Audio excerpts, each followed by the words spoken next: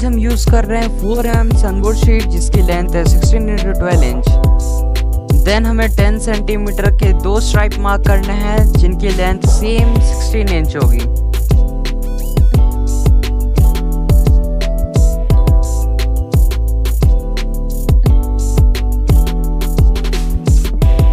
अब हमें एक स्केल की मदद से एक लाइन ड्रॉ कर लेना है।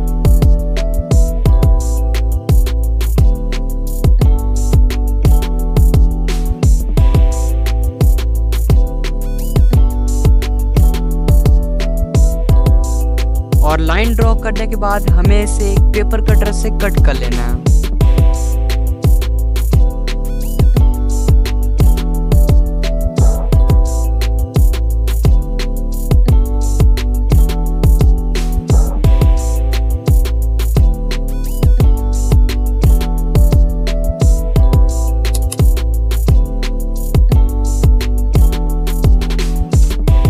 अब हमारे कटे हुए पीस पे एक साइड पे 21 सेंटीमीटर में मार्क करना है और दूसरे साइड पे 25 सेंटीमीटर पे। देन ऊपर हमें 4.5 सेंटीमीटर पे मार्क करना है।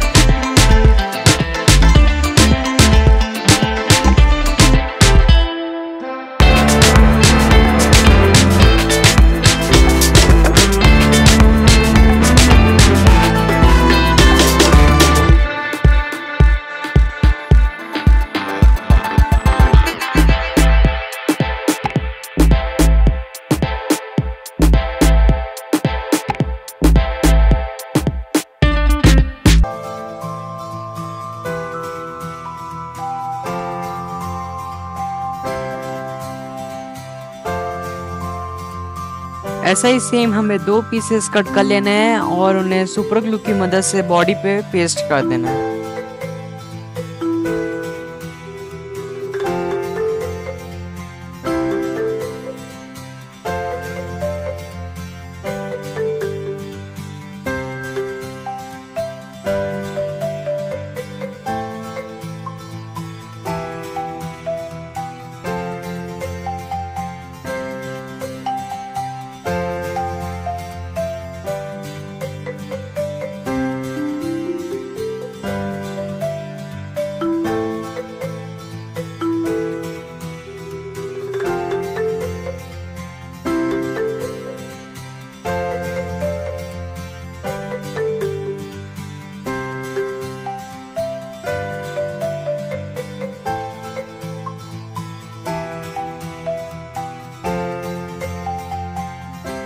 अब आगे का पार्ट कंप्लीट करने के लिए हमें इसे एक नए सनबोर्ड की शीट पे पेस्ट कर लेना है, फिर उस पीस को भी कट कर लेना है।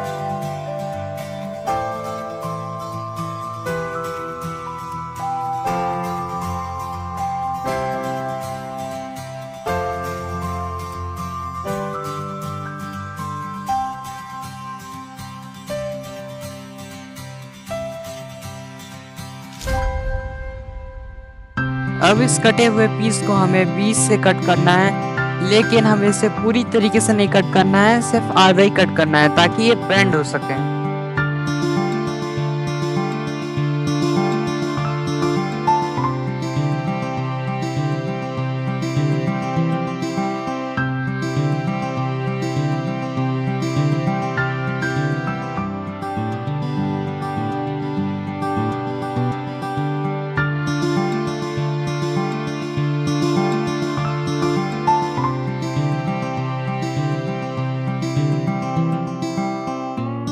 अब आगे के एक्स्ट्रा पार्ट को हमें कट कर लेना है और इसे प्रॉपर शेप दे देना है।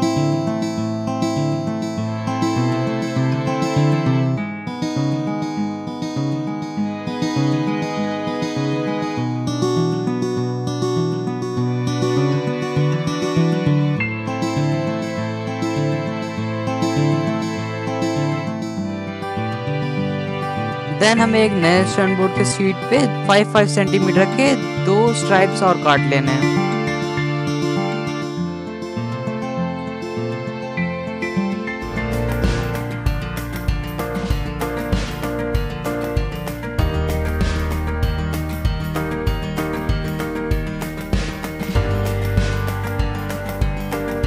दोनों स्ट्राइप कट कर लेने के बाद हम एक 45 डिग्री का एक एंगल कट कर लेना है, जिसे हम एक सपोर्ट की तरह इस्तेमाल कर सकें, ताकि हम अपने दोनों पीसेस को 45 डिग्री पे ग्लू कर सकें। आगे की तरफ से हमें इसे कुछ नीचे की तरफ बेंड करके ग्लू करना है। ऐसा ही सेम स्टेप हमें दूसरे तरफ से भी कर लेना है।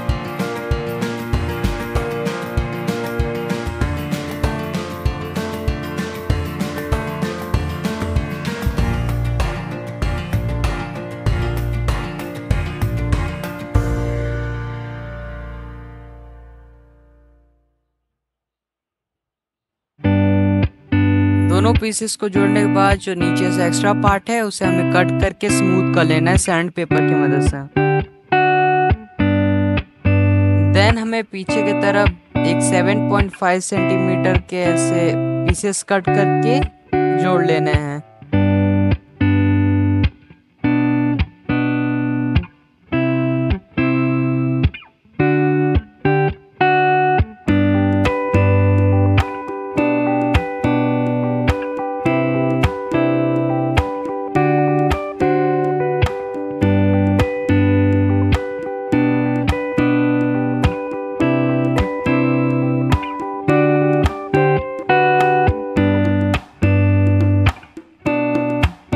सारे पीसेस ज्वाइन करने के बाद हमें ये पीछे के हिस्से को बंद करने के लिए इसे एक नए शीट पे ट्रेस कर लेना है और फिर उस पार्ट को काट के वो पीछे के पार्ट पे जोड़ देना है।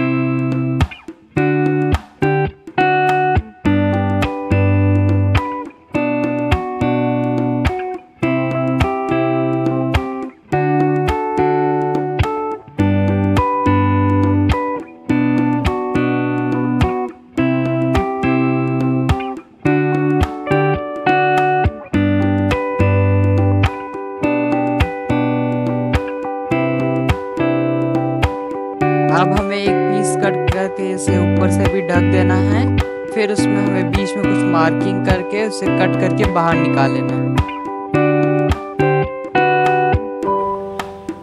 अब हमें एक ड्रिल मशीन की मदद से पीछे एक होल करना है।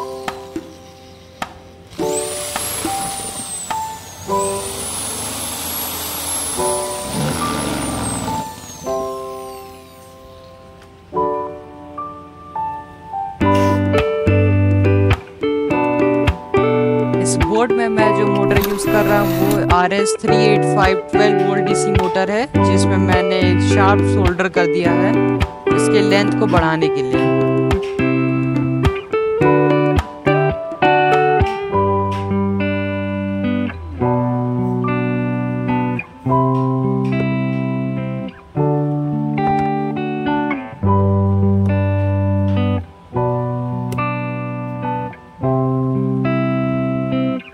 इस मोटर को ग्लू करने से पहले हमें उस होल के बीच में एक पेपर रोल को स्टिक कर देना है, ताकि ये शाफ्ट इजीली उसमें रोटेट कर सके। मोटर के साथ साथ हमें हर जॉइंट पे सुपर ग्लू लगा देना है, ताकि कहीं से भी लीकेज ना हो और पानी अंदर ना आ सके।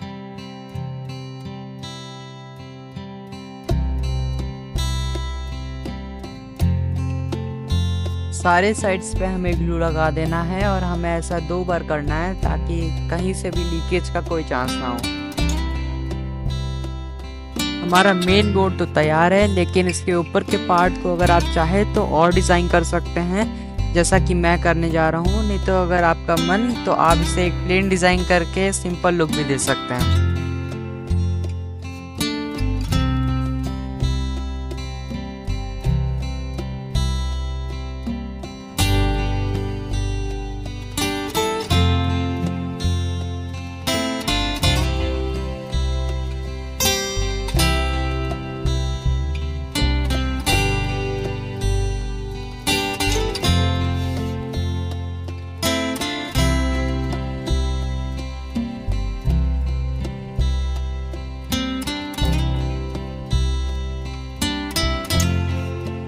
इस बोर्ड का मूविंग मैकेनिज्म बनाने के लिए हम यूज़ कर रहे हैं एक 9 ग्राम SG90 servo motor.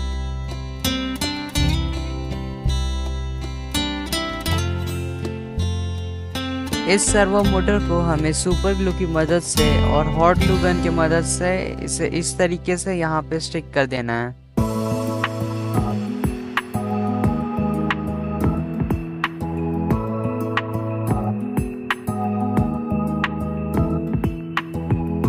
Moving mechanism बनाने के लिए हमें एक छोटे से सनबोर्ड के शीट पे पीछे उसके एक 3 mm का बैम्बू स्टिक इंसर्ट करके उसे ग्लू कर देना है।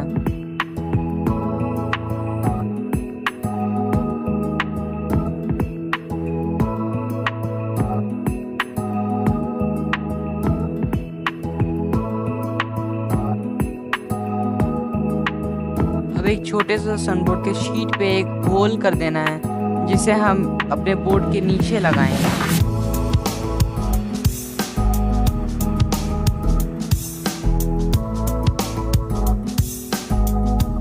अब हमें ऊपर से भी सेम पॉइंट पे एक ड्रिल मशीन की मदद से होल करना है ताकि वो स्टिक एकदम सीधा रह सके। ध्यान देना है कि वो स्टिक एकदम सीधा रहे, हमें गलत होल नहीं करना है।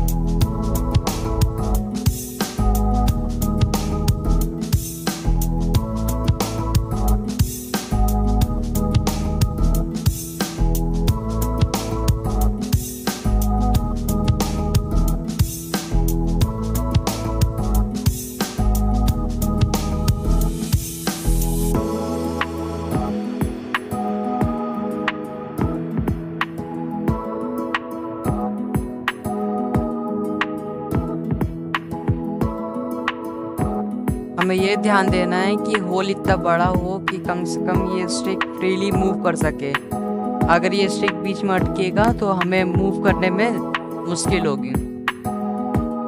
अब उसके रोटेटिंग पार्ट को बनाने के लिए मैं इसमें 2 सर्वो हॉर्न का इस्तेमाल कर रहा हूँ। ये साथ में हमें मिलता है सर्वो मोटर के, तो एक तो हमने अपने सर्वो मोटर में लगा दिया और दूसरा हम यहाँ पे लगा रहे हैं।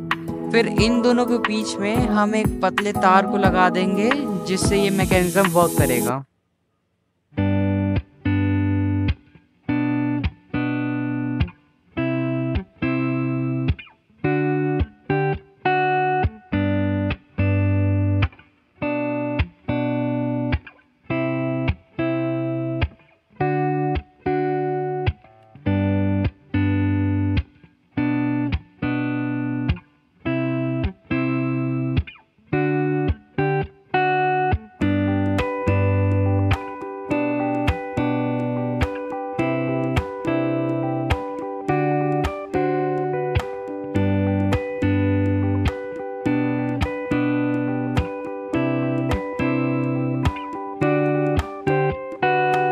ये ब्लैक वाला सर्वो हॉर्न ठीक नहीं था तो इसे मैं बदल कर एक वाइट वाला लगा दे रहा हूँ। फिर उसके बाद जो तार हमने तैयार किया था उसे हम इसमें फिक्स कर देंगे।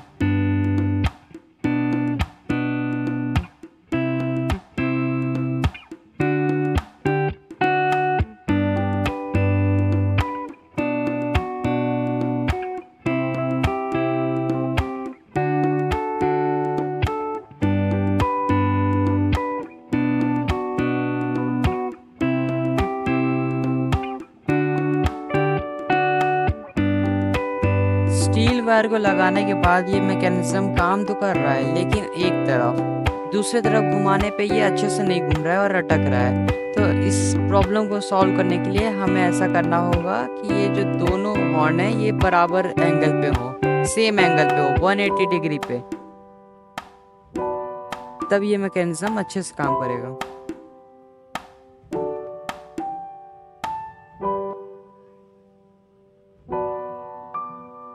और अगर आप सोच रहे हैं कि सर्वो मोटर इतना पावरफुल है कि नहीं कि वो पानी के अंदर इसे मोड़ सके, तो हाँ, सर्वो मोटर पावरफुल होते हैं।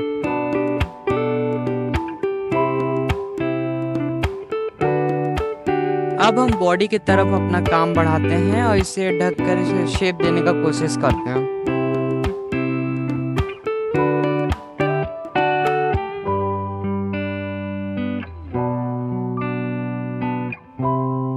ऊपर के रूफ को रिमूवेबल बनाने के लिए मैंने कुछ ऐसा मैकेनिज्म बनाया है कि पीछे की तरफ मैंने 2 मैग्नेट लगाए हैं और आगे की तरफ एक घुमाने के लिए 2 सर्वो हॉर्न का इस्तेमाल करके एक मैकेनिज्म बनाया है, जिससे ये घुमाने पर लॉक हो जाएगा और दूसरी तरफ घुमाने पर वापस से खुल जाएगा।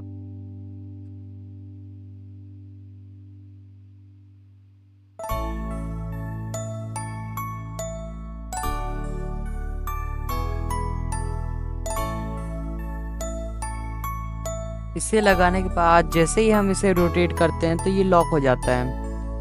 फिर जैसे ही हम इसे अपोजिट डायरेक्शन में फिर से रोटेट करते हैं तो ये वापस से अनलॉक हो जाता है। तो ये मैकेनिज्म कुछ ऐसे काम करते हैं।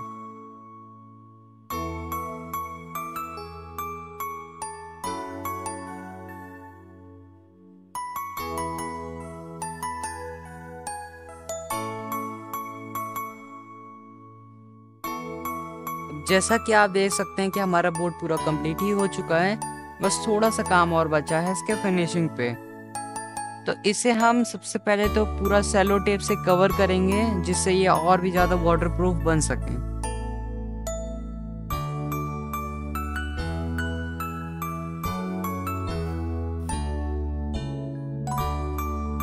इसे पूरी तरीके से कवर करने के बाद हमें इसके ऊपर एक प्लास्टिक प्राइमर आता है, उसे लगाना होता है ताकि इसके ऊपर पेंट स्टिक कर सकें।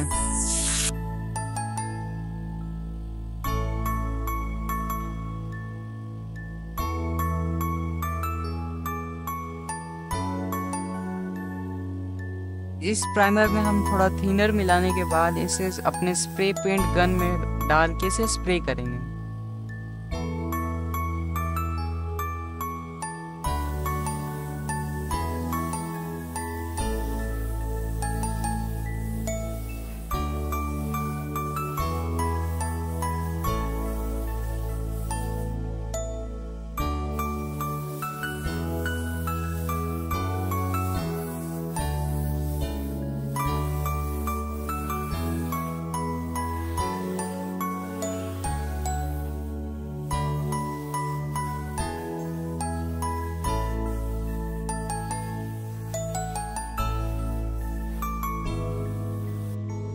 प्लास्टिक प्राइमर को सूखने के लिए 20 मिनट लगता है और उसके सूखने के बाद अब हम उसके ऊपर पेंट करने जा रहे हैं। मैंने इसके ऊपर वाइट पेंट करने का सोचा है।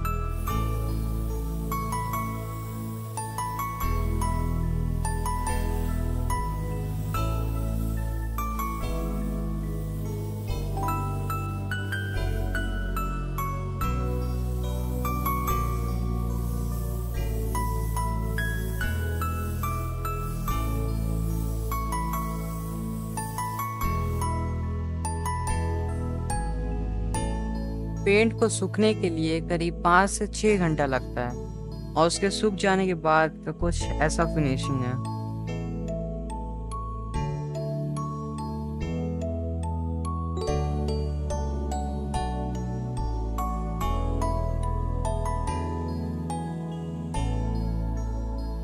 अब इसे फाइनली हम डेकोरेट करने जा रहे हैं। तो ये एक स्टिकिंग पेपर है।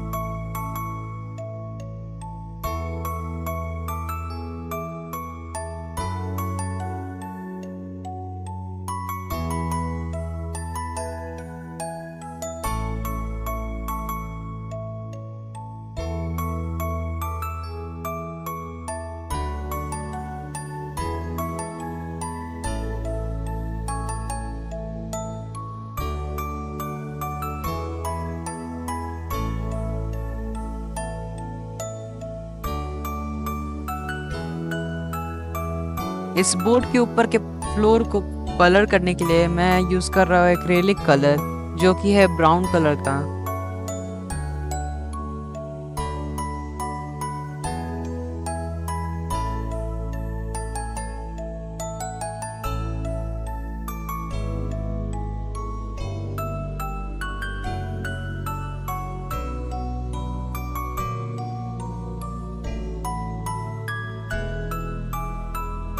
और इसके नीचे के पार्ट को मैं ब्लू कलर से कलर करने जा रहा हूँ।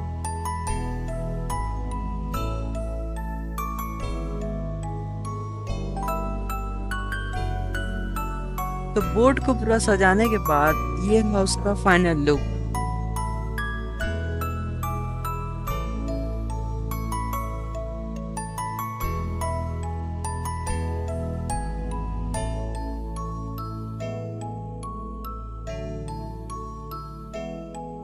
इसमें मैंने फेंसिंग के लिए पतले स्टील वायर का इस्तेमाल किया है।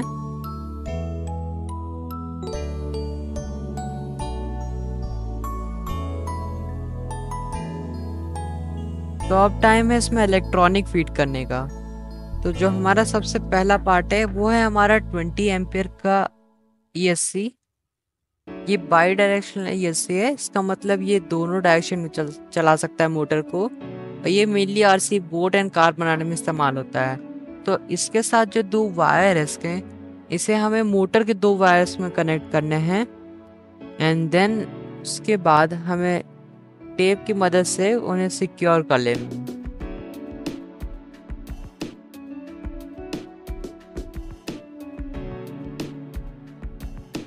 टेप लगाने के बाद हमें हमारा रिसीवर लेना है और उसके चैनल नंबर 3 में हमारा ESC का सिग्नल वायर लगा देना है।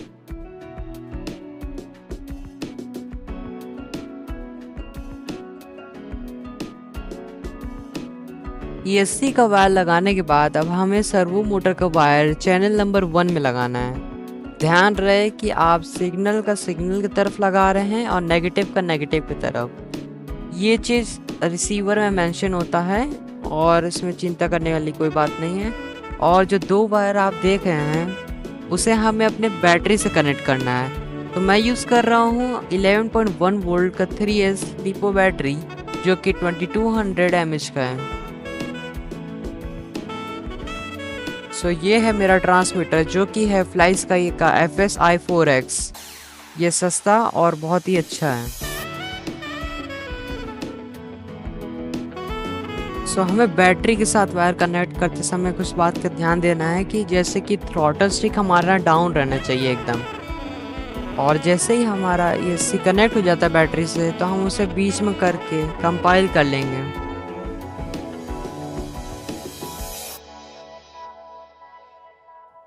तो बैटरी से कनेक्ट करने के बाद अब हम अपने ESC का स्विच ऑन करते हैं।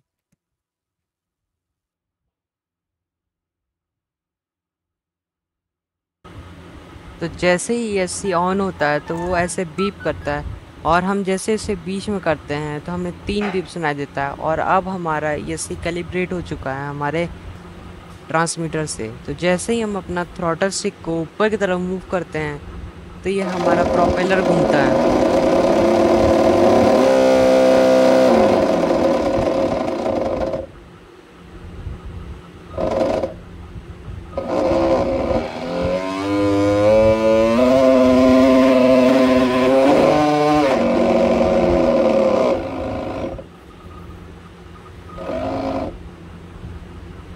और ये जो प्रोपेलर है ये मैंने अपने आप बनाया है खुद से घर पे।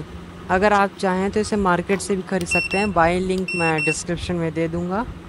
ये ऑनलाइन भी मिलता है कुछ 100-150 रुपए का, तो आप ऑनलाइन भी खरीद सकते हैं। और जैसे ही हम इसको राइट मूव करते हैं तो ये देखिए हमारा सर्वो मोटर्स को राइट मूव कर दे रहा है और लेफ़्ट मूव करने पे लेफ़्ट। तो ये हमारा स्टीयरिंग मैकेनिज़्म हो गया। सो इसी के साथ हमने अपना बोर्ड कंप्लीट कर लिया और अब हम चलते हैं इसे चलाने के लिए।